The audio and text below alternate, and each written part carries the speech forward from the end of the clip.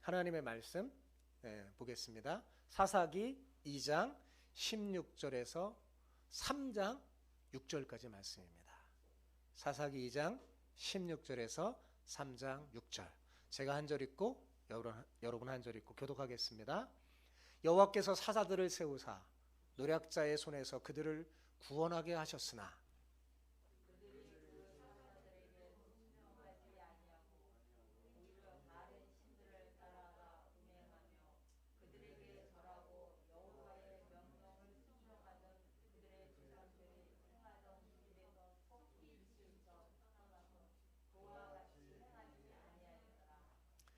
여호와께서 그들을 위하여 사사들을 세우실 때에는 그 사사와 함께 하셨고 그 사사가 사는 날 동안에는 여호와께서 그들의 대적의 손에서 구원하셨으니 이는 그들이 대적에게 압박과 괴롭게 함을 받아 슬피 부르짖음으로 여호와께서 뜻을 돌이키셨음이거늘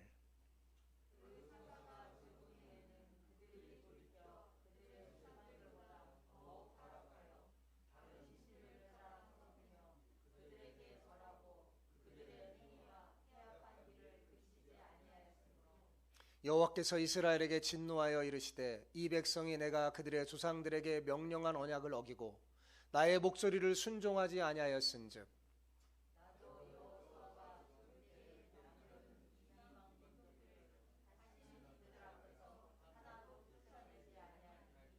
이는 이스라엘이 그들의 조상들이 지킨 것 같이 나 여호와의 도를 지켜 행하나 아니하나 그들을 시험하려 함이라 하시니라.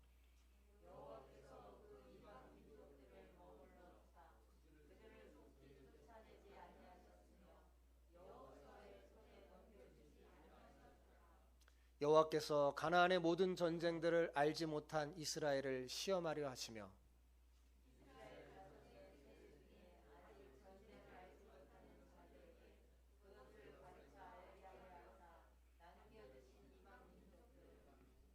블레셋의 5 군주들과 모든 가나안 족속과 시돈 족속과 바알 헤르몬 산에서부터 하맛 입구까지 레바논 산에 거주하는 히위 족속이라.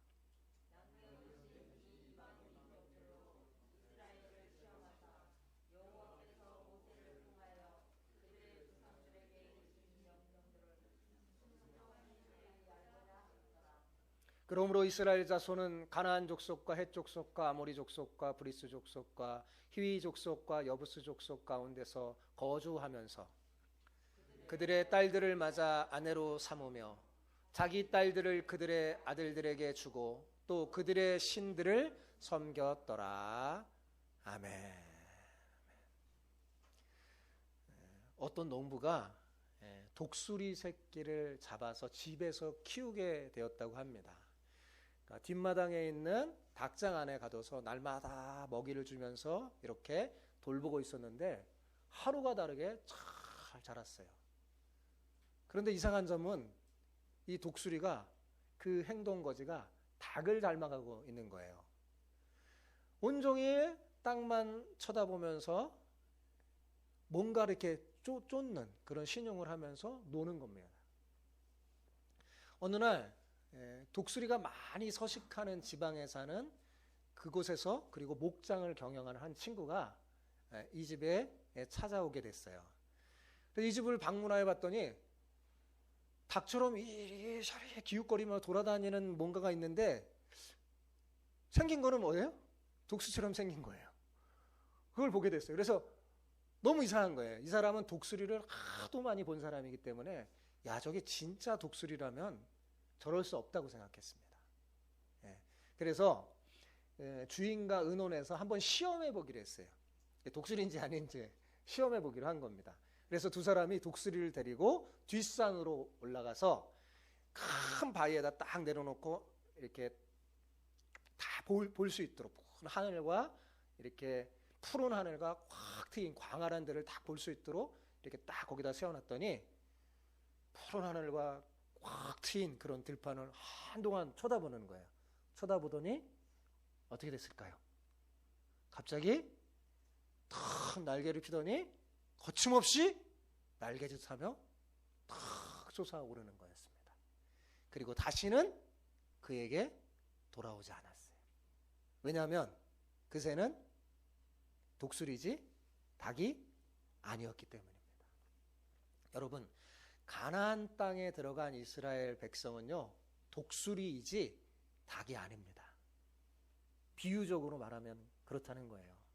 여러분, 그런데 그 가나안 땅에 들어간 이스라엘이요, 독수리인데도 불구하고 닭 행세하면서 살고 있었어요. 그것이 하나님에게 큰 근심거리였습니다.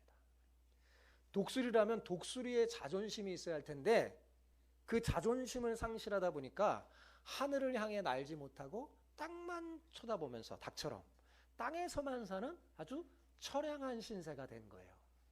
여러분, 어찌하여 이렇게 된 걸까요? 하늘의 자존심을요, 땅에 던져버리고 말았기 때문입니다. 여러분, 그들은 현실의 장막과 가난이 주는 풍요와 그 부유 때문에 더욱 귀한 하나님 나라의 신분을 헌신짝처럼 던져버렸던 거예요. 마치 돼지에게 진주를 던져준 꼴이 되고 말았습니다. 그들은 진주가 귀한 줄 모르고 흙탕물에서 노는 돼지와 별 다르지 않게 산 거예요. 돼지를 부러워하면서 산 거죠. 여러분, 오늘날 우리 그리스도인 역시 독수리이지 닭이 아닙니다. 예. 누구든지 예수 그리스도를 마음으로 믿고 입으로 고백하는 자는 독수리입니다. 믿지 않는 사람과 본질적으로 다른 거예요. 이 차별화는요, 거룩한 자존심으로 자리매김해서요, 우리의 마음과 행동을 지배하는 원리로 작용하게 됩니다. 그래서 이 땅에 살아갈 때 우리는 굉장히 다르죠. 따라서 그리스도인의 자존심을 갖고 있는 사람들은요, 이 세대를 본받지 않고요, 마음을 새롭게 함으로 변화를 받아 하나님의 뜻이 무엇인지 잘 분별하여 순종하고자 하는 강한 의지를 다지게 되어 있습니다. 여러분, 하늘의 소망에 있는 우리가 어찌하여 자존심을 버리고 세상에 아부할 수 있겠습니까? 하나님 나라의 왕자가 무엇이 부족해서 이 세상의 상에서 떨어지는 떡 부스러기를 구걸할 수 있겠어요? 여러분, 왕 같은 제사장이 어떻게 소돔과 고모라의 그 거리에서 취하면서 비틀거리며 살 수 있겠습니까? 자존심이 조금이라도 있다면 절대로 그렇게 살 수 없을 겁니다. 그런데 참으로 안타까운 것은 오늘날 우리도 이 사사기에 있는 이스라엘과 가만히 보면 어때요? 많이 닮았다는 사실입니다. 많은 그리스도인들이 독수리라는 자신의 정체성을 상실하고 땅을 바라보면서 닭 행세를 하며 살고 있어요. 그러니 행복할 수가 없죠. 그리스도인은 땅을 바라보며 사는 닭이 아니라 위의 것, 하늘을 바라보며 사는, 그래서 비상하는 삶을 사는 독수리임을 잊지 마시기 바랍니다. 여러분 모두 오늘 말씀을 잘 듣고 정신을 차리고 자신이 독수리임을 자각하는, 그래서 비상하는 삶을 사는 여러분 모두가 되기를 축복합니다. 오늘은 옆 사람에게 이렇게 축복하면서 인사합시다. 닭 행세를 그만두고 독수리임을 자각하여 비상하길 축복합니다. 네, 그렇게 한번 인사해봅시다. 시작. 닭 행세를 그만두고 독수리임을 자각하여 비상하길 축복합니다. 아멘. 네, 그래요. 이제 새해에는 더 이상 닭 행세를 하지 맙시다. 우리 독수리임을 자각해서요, 우리는요 비상하는 삶을 살아야 돼요. 저 하늘을 보면서 다르게 사는 거죠. 그런데 본문을 보면 여러분, 하나님께서 여러 번 반복하면서 비슷한 말씀을 하십니다. 오늘 본문, 그죠? 그런데 이 하나님의 말씀을 가만히 보면 하나님의 푸념 같아요. 하나님 푸념하시는 거예요. 이런 하나님 푸념 뒤에는 하나님의 속상한 사연이 숨어 있습니다. 그게 뭘까요? 하나님께서 이스라엘을 가나안 땅으로 인도하신 것은 거기서 독수리처럼 비상하는 삶을 살면서 하나님 나라를 세우려고 하시는데 목적이 있었어요. 그런데 이스라엘 백성이 닭행세를 하면서 땅만 쳐다보고 사는 것입니다. 그러니 하나님께서 얼마나 속상하세요. 그래서 크게 진노하여서 그들을 노략질 당하게 내버려 두시고 적들에게 패하게 하셨어요. 여러분, 여기서 우리가 반드시 알아야 할 사실이 있습니다. 그것은 하나님의 크신 사랑이요, 삐뚤어진 우리를 그대로 내버려 두지 않는다는 사실입니다. 여러분, 하나님은 우리의 아버지이기 때문에요, 우리가 삐뚤어지고 잘못된 방향으로 가면 내버려 두지 않습니다. 간섭하세요. 어떻게 하든 바꿔놓으시려고 하십니다. 하나님은 우리를 자녀처럼 아들같이 대우하시기 때문에 우리가 삐뚤어 가면 어떻게 될까요? 징계하세요. 잘못된 길로 가면 채찍을 드십니다. 본문은 바로 자녀인 이스라엘을 향한 아버지 하나님의 사랑의 징계에 관한 내용이에요. 여러분, 이스라엘 백성이 하나님이 주신 사명을 잊어버리고 하나님의 백성으로서의 맛을 상실하여 닭행세를 하자 하나님은 이스라엘 백성을 징계하셨습니다. 하나님이 이스라엘 백성들을 징계하시며 사용하는 방식은 뭐냐면 주변 인근 국가들, 가나안의 인근 국가들을 채찍의 도구로 사용하셔서 이스라엘을 치신 거예요. 따라서 이스라엘 백성은요, 하나님의 백성인데도 불구하고 징계를 받아서 이방에게 압제를 당하고 괴롭힘을 당하는 그런 아픔을 겪어야만 했습니다. 여러분, 하나님의 백성이 하나님의 백성답지 않은 그런 모습을 보일 때 하나님은 여러 가지 방식으로 징계하세요. 여러분, 그걸 기억하시기 바랍니다. 그런데 하나님의 징계만 하시는 분이 아니에요. 하나님은요, 그 징계를 통해서 우리를 회복하시고 은혜를 베풀어 주시는 분이에요. 16절 볼까요? 16절 같이 한번 읽어봅시다. 여호와께서 사사들을 세우사 노략자의 손에서 그들을 건져내게 하셨으나. 자, 하나님 어떻게 하셨어요? 그들을 그대로 내버려 두지 않으셨죠? 누구를 세웠어요? 사사를 세워서 그의 백성을 구원하셨어요. 여러분, 이스라엘을 향한 하나님의 사랑은 정말 놀라운 거였습니다.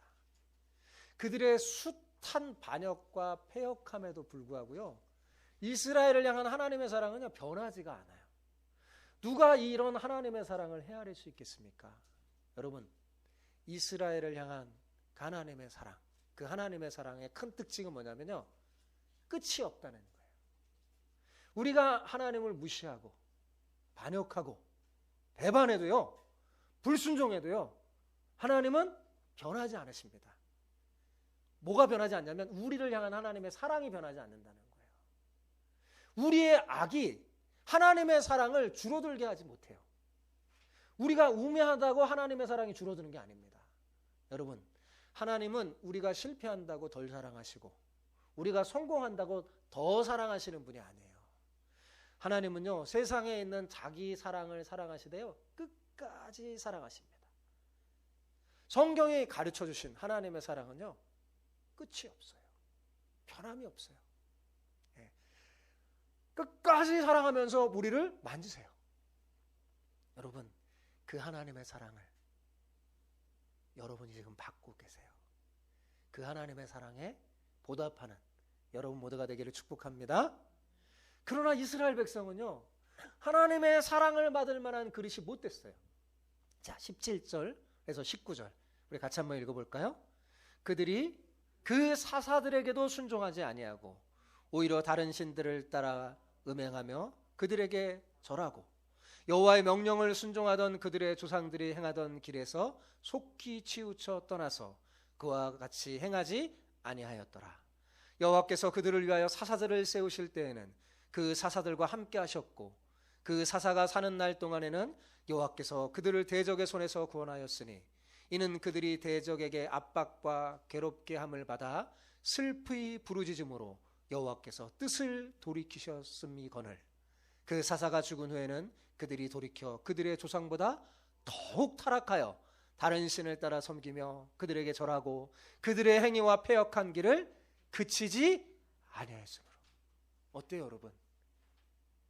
정말 이스라엘 백성 하나님의 사랑을 받을 만한 그릇이 못 되죠? 하나님은 변함없는 사랑으로 이스라엘 향하여 자신의 뜻까지 돌이키면서 이스라엘 향했는데요, 이스라엘은요 하나님을 외면합니다. 오히려 하나님께 등을 보이면서 세상을 향하여 돌이키는 거예요. 하나님께서 사사를 세워서 이스라엘을 구원해 주신 이유는 뭐냐면 그들이 슬피 부르짖으며 울었기 때문입니다. 여러분, 부모는 자녀가 막 슬피 부르짖으며 울면 어때요? 이거 못 보잖아요, 그죠? 그 울음을 그치게 하려고 합니다. 그 얼굴의 눈물을 닦아줘요. 그렇지 않은 부모가 어디 있겠습니까? 놀라운 것은 이 이스라엘의 부르짖음이 진정한 회개가 아니었음에도 불구하고 하나님께서요 뜻을 돌이켰다는 사실입니다. 여러분, 창조주이시고 입법자이신 하나님께서요 자신의 뜻을 돌이켜 이스라엘을 향해 돌아서는데 정작 이스라엘은 하나님으로부터 등을 보이면서 세상을 향하여 돌아서고 있는 거예요. 여러분, 하나님 얼마나 슬프실까요?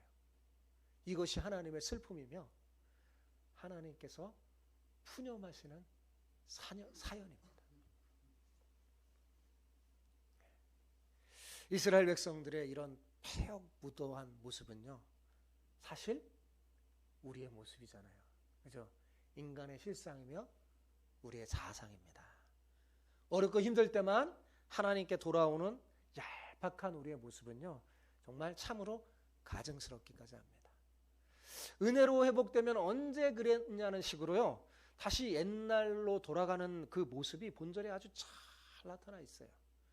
우리는 자주 우리의 문제를 세상과의 관계 속에서 해결하려고 합니다. 문제가 생기면 근심을 하죠. 그리고 기도하긴 해요. 기도하고 눈물을 흘리죠. 이런 우리의 부르짖음에 하나님의 마음이 움직이십니다. 그 어려움이 설령 우리의 죄였다 할지라도 하나님은요 우리를 용서하시기로 작정하시며 우리를 붙잡아 주세요. 우리를 향한 하나님의 사랑이 자신의 뜻을 돌이켜서 국률의 보자기를 풀면서요 무궁한 하나님의 사랑으로 우리와 함께하죠. 여러분, 그러나 하나님을 향한 우리의 사랑은요 너무나 부족해요, 그죠? 우리를 향한 하나님의 사랑은 너무나 큰데 하나님을 향한 우리의 사랑은요 너무 보잘것없습니다. 하나님은 우리를 향해 돌아서지만 우리는 너무나 자주 하나님을 외면하면서 세상을 향하여 돌아설 때가 참 많습니다. 문제가 생기면 근심하여 잠시 기도하지만요 응답이 더뎌지면 어때요? 기도가 전부는 아니지 하면서 세상과의 관계 속에서 무슨 문제를 해결하려고 합니다. 그리고 세상으로부터 자꾸 위로를 구하려고 해요. 여러분, 주님께 헌신한 그 헌신된 삶을 살아가는 게 가장 아름답고 복된 삶이라는 건 머릿속으로 잘 알고 있어요, 우리가. 그죠? 그러나 현실의 벽에 부딪히면서 헌신과 야망 사이에서 방황하는 시간을 보내게 됩니다. 하나님의 이끄심을 경험하기도 전에 결국 돈을 벌여야 출세하며 안락한 삶을 보장한다는 이 동료들과 친구들과 세상의 소리에요 귀를 기울이기 시작하는 거죠. 이런 반전과 비극이 우리의 신앙생활에 있다는 것은요 정말 놀라운 일이 아닙니다. 사실 여러분, 이것이 우리의 실상 아닙니까? 가만히 사사기를 묵상하면서 우리가 느끼는 게 뭐예요? 이스라엘 백성과 우리가 뭐가 다를까? 너무 닮지 않았나요? 본문 20절 이후에 보면요 하나님의 구원과 이스라엘의 배교를 대조하면서 반복하며 말씀하시는 하나님께서 왜 이방 민족을, 열국을 남겨두셨는지 그 이유를 길게 설명합니다. 하나님께서 그의 백성에게 진노하신 이유는 딱 한 가지예요. 그게 뭐예요?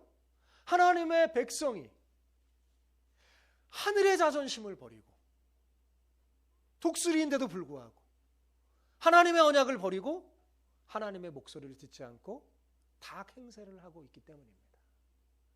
결국 하나님은 하나님의 백성들이 계속 불순종하자 그들을 그냥 둘 수가 없었어요.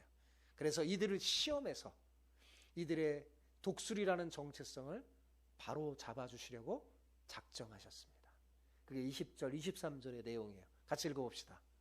여호와께서 이스라엘에게 진노하여 이르시되 이 백성이 내가 그들의 조상들에게 명령한 언약을 어기고 나의 목소리를 순종하지 아니하였은즉 나도 여호수아가 죽을 때 남겨둔 이방 민족들을 다시는 그들 앞에서 하나도 쫓아내지 아니하리니 이는 이스라엘이 그들의 조상들이 지키신 것 같이 나 여호와의 도를 지켜 행하나 아니하나 그들을 시험하려 함이라 하시니라.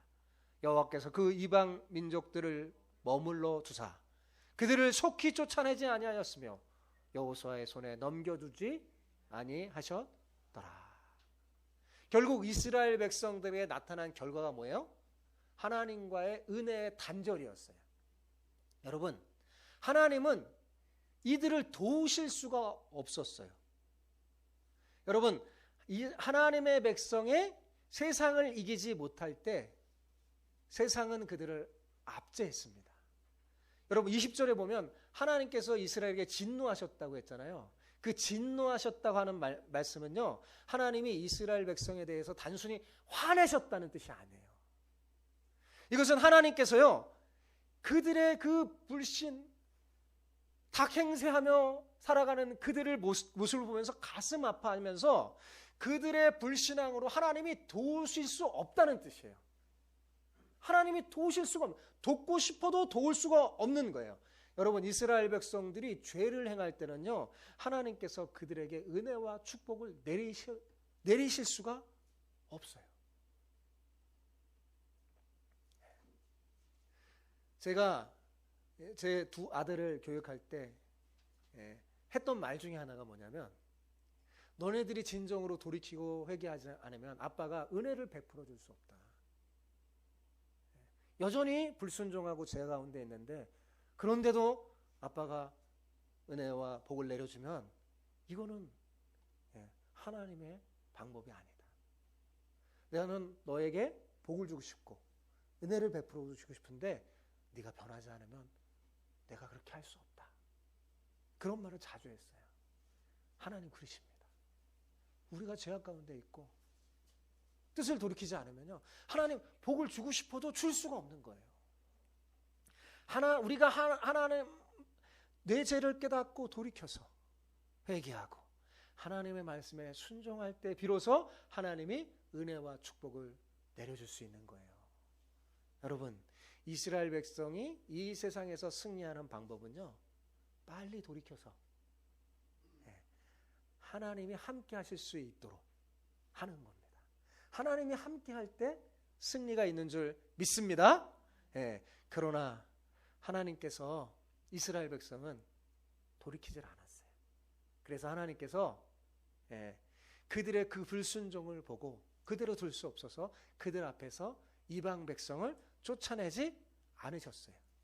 자, 여기서 쫓아내지 않으셨다는 뜻은 뭐냐?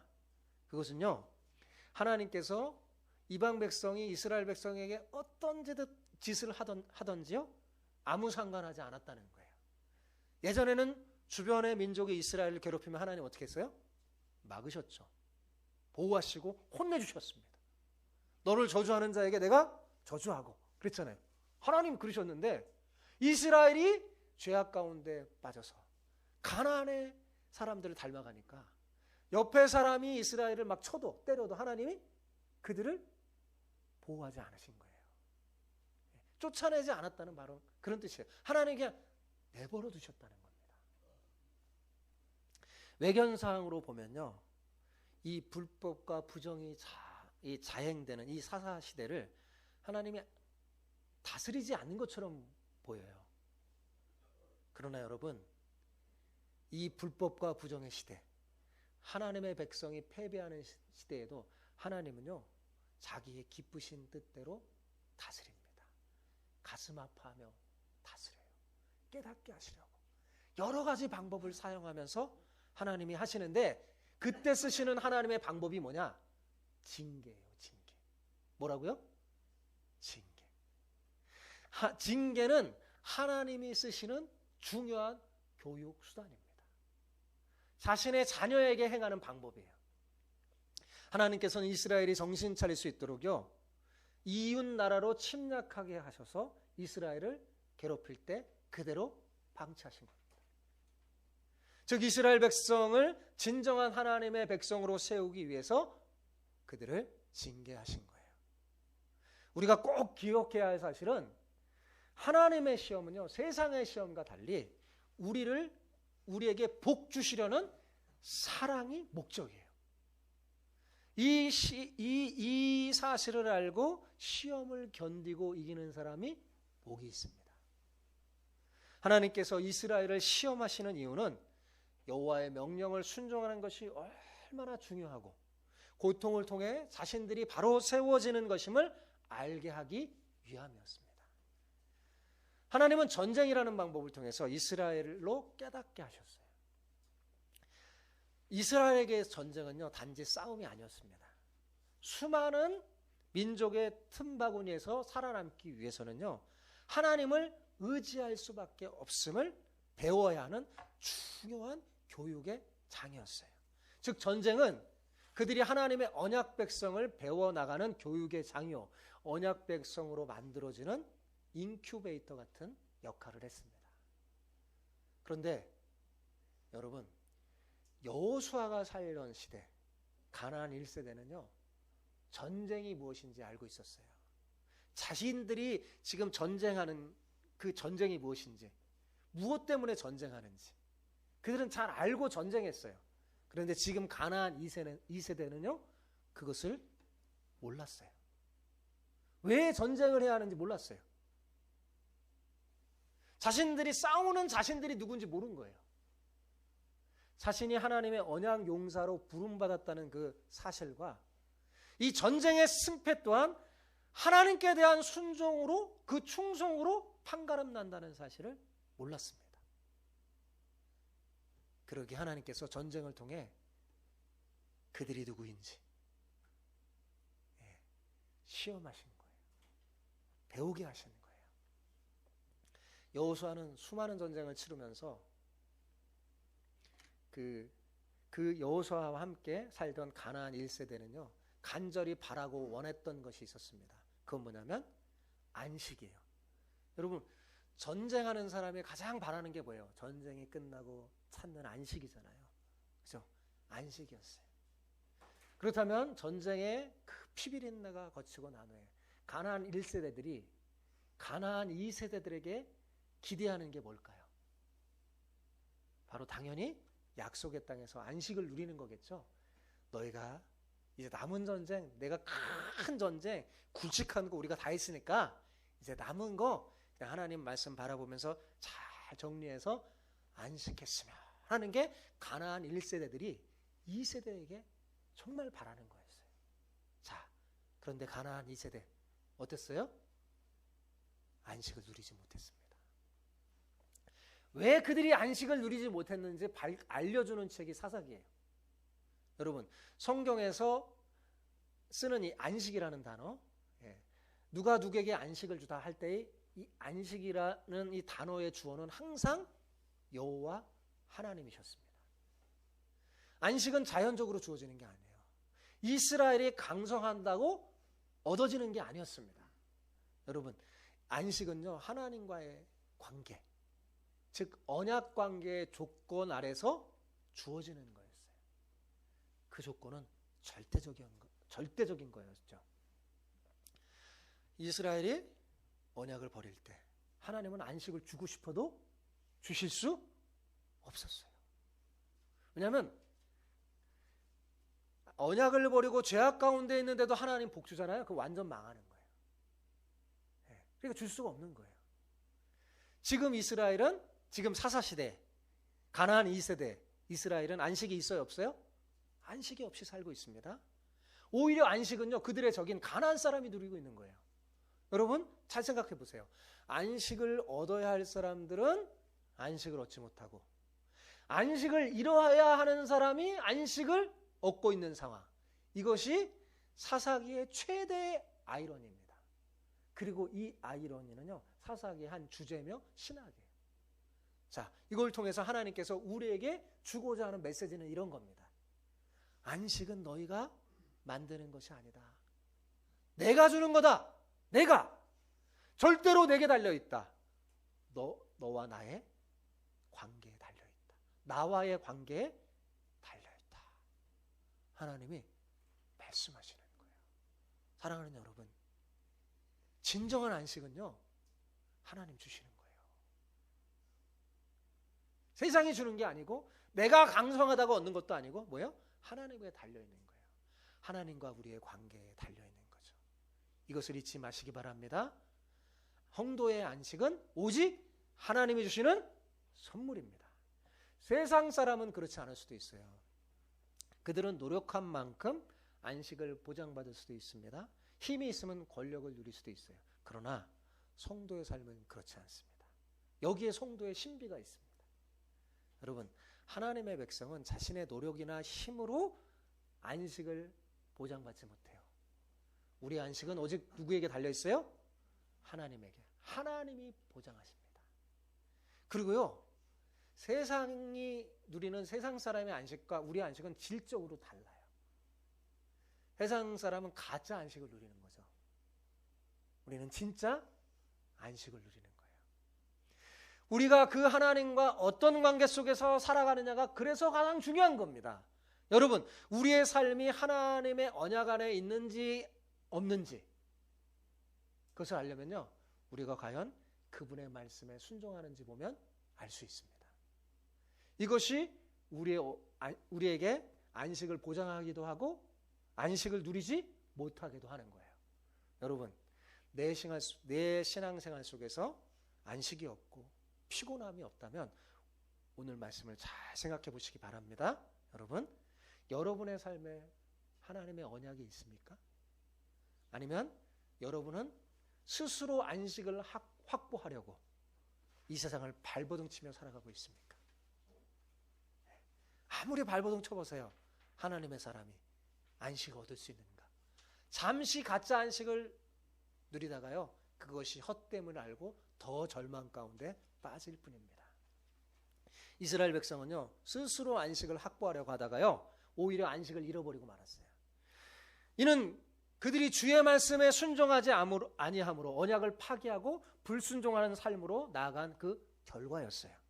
본문 3장 4절에 보면요, 하나님의 징계는 안식을 빼앗으려는 데 목적이 있는 게 아니라 돌이켜 다시 하나님의 말씀에 순종하며 안식을 누리게 하려는 데 그 목적이 있음을 알 수 있습니다.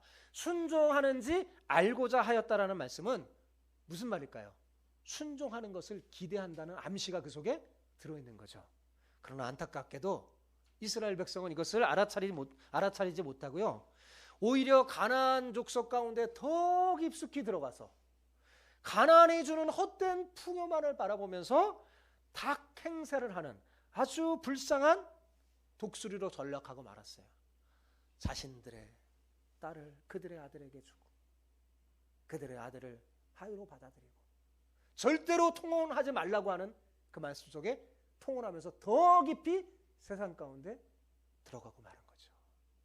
독수리가요, 닭 행세를 해서요, 너무 비참한 지경에 이르게 된 거죠. 여러분, 우리의 삶에는요, 수많은 전쟁이 있습니다. 경제 문제, 또 인간관계의 문제, 직장에서의 또 진로들, 우리 학생들 공부하는데 얼마나 전쟁같이 공부합니까? 수많은 전쟁을 살고 있는데요, 여러분, 그리스도인에게는 그 모든 전쟁이 뭐예요? 언약 전쟁입니다. 영적 전쟁이에요. 이 전쟁 속에서 우리가 배워야 할 게 뭐냐? 내가 누구인지, 나의 정체성을 알고 하나님의 백성으로 세워져 나가야 되는 거예요. 왜 이 끝없는 싸움들이 여전히 우리의 장막 주위를 어슬렁어슬렁거리면서 야수처럼 눈을 빛내면서 여러분 진을 치고 있는 걸까요? 이 모든 것은 우리 자신이 누구인지 정체성을 알게 해주시려는 하나님의 계획입니다.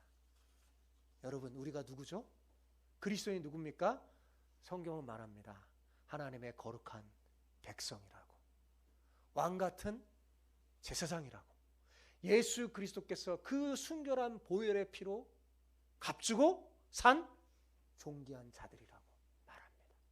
그죠? 그래서 우리는 뭘 소유했어요? 하늘의 지위를 소유했잖아요. 하나님 나라의 자녀의 하늘의 것이 우리의 상속 아니겠어요? 우리는 하늘을 상속받은 자예요. 우리는 하나님 나라를 소유할 자입니다. 한마디로 독수리입니다. 이런 우리가 궁극적으로 바라보고 소망할 것이 무엇입니까? 하늘의 약속이에요. 네. 이 세상의 땅의 약속이 아니라 하나님이 주시는 하늘의 약속이죠. 우리의 시민권은 어디에 있어요? 하늘에 있단 말이에요. 그래서 독수리라면 독수리답게 사는 거예요. 이 땅에서.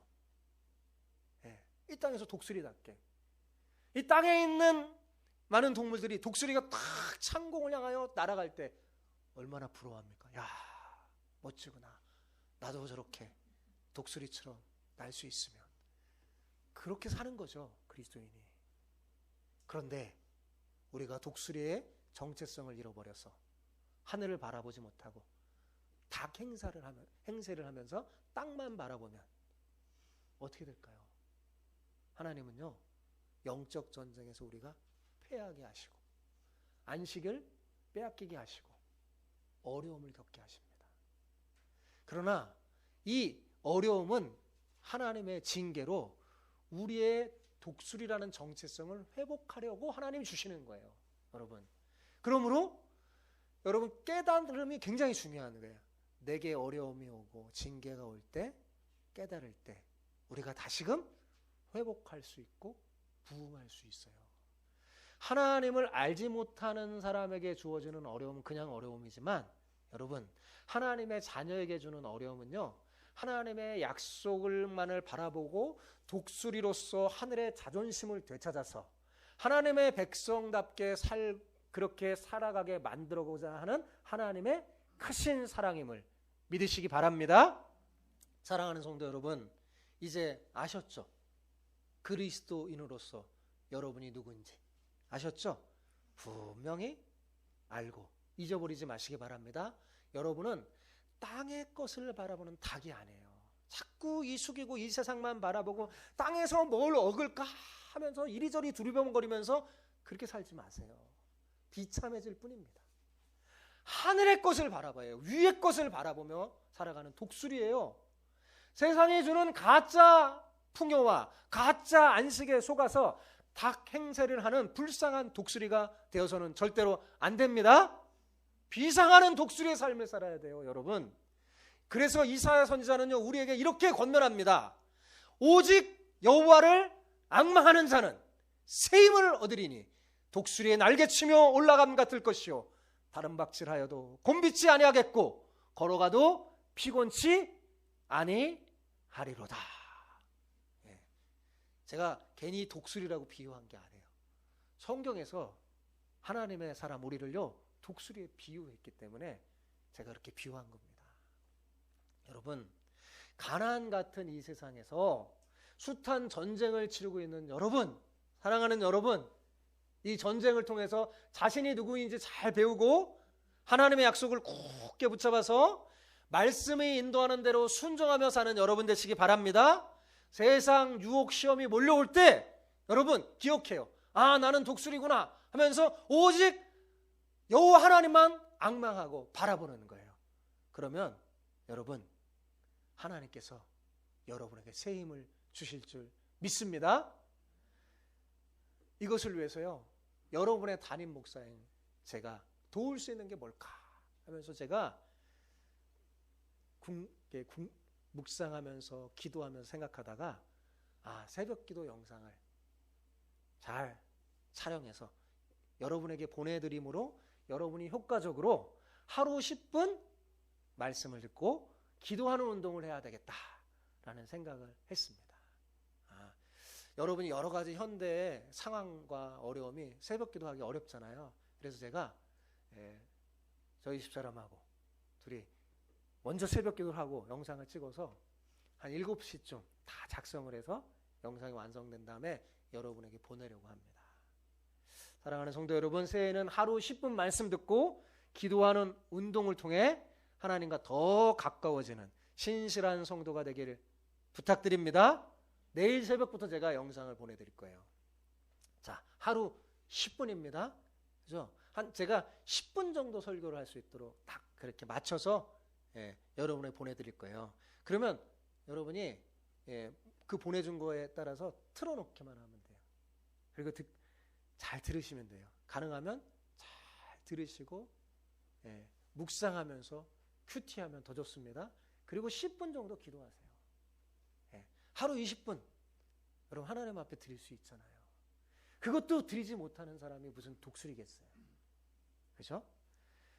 여러분 이렇게 우리가 하루 20분 하나님 앞에 내 시간을 드리면서 하나님을 생각하고 내가 누구인지 정체성을 깨닫고 살면요, 내 자신이 독수리임을 자각하면서요 새 힘을 얻어 독수리같이 날개치며 올라갈 것이고 영적 전쟁에서 승리하게 될 겁니다. 독수리가 닭 행세하면서 그렇게 살면요 피곤하고 곤비하고 불쌍할 수밖에 없어요. 그러나 하늘을 바라보면서 날개를 쫙 펴고 비상하면요 세상이 경험할 수 없는 진정한 안식과 놀라운 복을 누릴 수 있습니다. 여러분의 담임 목사로서 저는요 여러분 모두가 새해 첫날부터 이런 놀라운 복을 경험하는 축복의 주인공이 되기를 축복합니다.